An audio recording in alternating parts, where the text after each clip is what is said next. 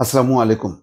Iran এবং ইসরায়েলের মধ্যে সংঘাত বা যুদ্ধ এমন ভয়ঙ্কর পরিস্থিতিতে মোড় নিয়েছে যে এখন দিনে রাতে কিছুক্ষণ পরপর নানা রকম দুঃসংবাদ আসতে থাকে এবং যা রীতিমতো আতঙ্কজনক।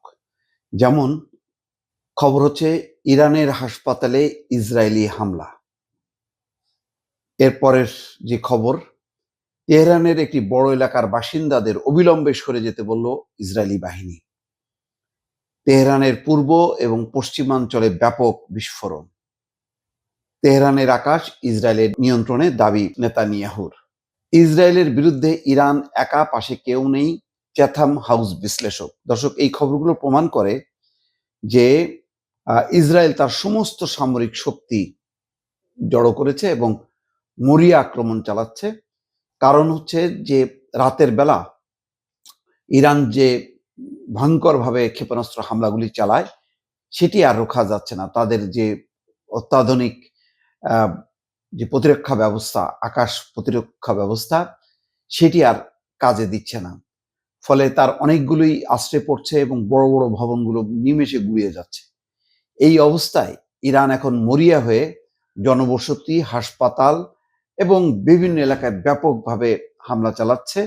তার খবরগুলো আসছে আস্তে আস্তে। তার মানে হচ্ছে যে আগে যেমন হতো যে মানে দিন গড়িয়ে রাত আসতো এবং রাত আসার সাথে সাথে তখন আতঙ্ক নেমে আসতো এবং হামলার ঘটনাগুলো ঘটতো। এখন আর দিন রাত এক হয়ে গেছে।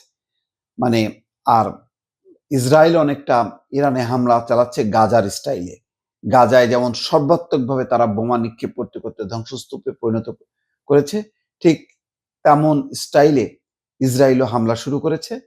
তবে তার বিপরীতে ইরানও সমান পাল্লা দিয়ে লড়ছে। এই লড়াই শেষ পর্যন্ত কোথায় যে ঠেকবে দর্শক বোঝা যাচ্ছে না। দুঃখজনক হচ্ছে যে হাসপাতাল লক্ষ্য করে, গাজাতেও যেমন হাসপাতাল লক্ষ্য করে ক্ষেপণাস্ত্র নিক্ষেপ করতো ইসরায়েল, একইভাবে এই স্টাইলে ইরানের পশ্চিমাঞ্চলীয় শহর কেরমানশাহে একটি হাসপাতালে হামলা চালিয়েছে ইসরায়েল। হামলায় হাসপাতালটির একাংশের ছাদ ধসে পড়েছে, এতে কয়েকজন রোগী আহত হয়েছে বলে প্রাথমিকভাবে জানা গেছে। ইরানের পররাষ্ট্র মন্ত্রণালয় এই হামলাকে আন্তর্জাতিক আইনের লঙ্ঘন ও যুদ্ধাপরাধ বলে অভিহিত করেছে।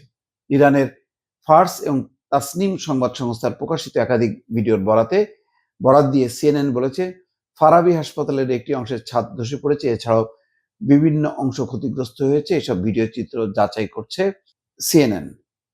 অপর খবরে বলা হচ্ছে, তেহরানের একটি বড় এলাকার বাসিন্দাদের অবিলম্বে সরে যেতে বলল ইসরায়েলি বাহিনী।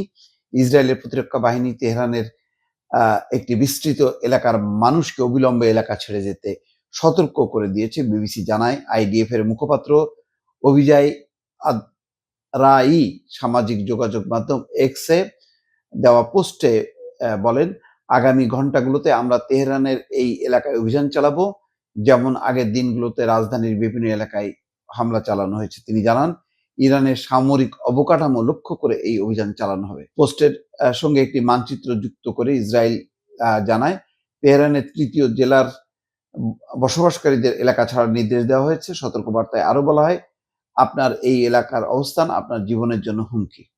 তেহরানের পূর্ব এবং পশ্চিমাঞ্চলে ব্যাপক বিস্ফোরণ। অপর একটি খবর, ইরানের রাজধানী তেহরানের পূর্ব এবং পশ্চিমাঞ্চলে ব্যাপক বিস্ফোরণের শব্দ শোনা গেছে।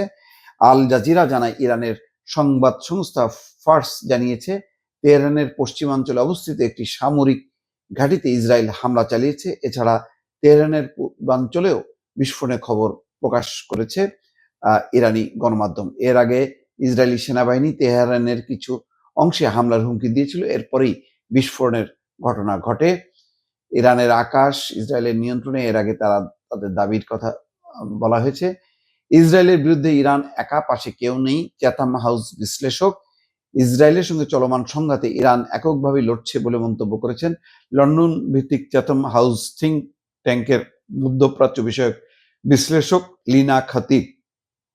তিনি বলেন, ইরান এখন একাই লড়াই চালিয়ে যাচ্ছে, তাদের পাশে কোনো আঞ্চলিক বা আন্তর্জাতিক মিত্র নেই।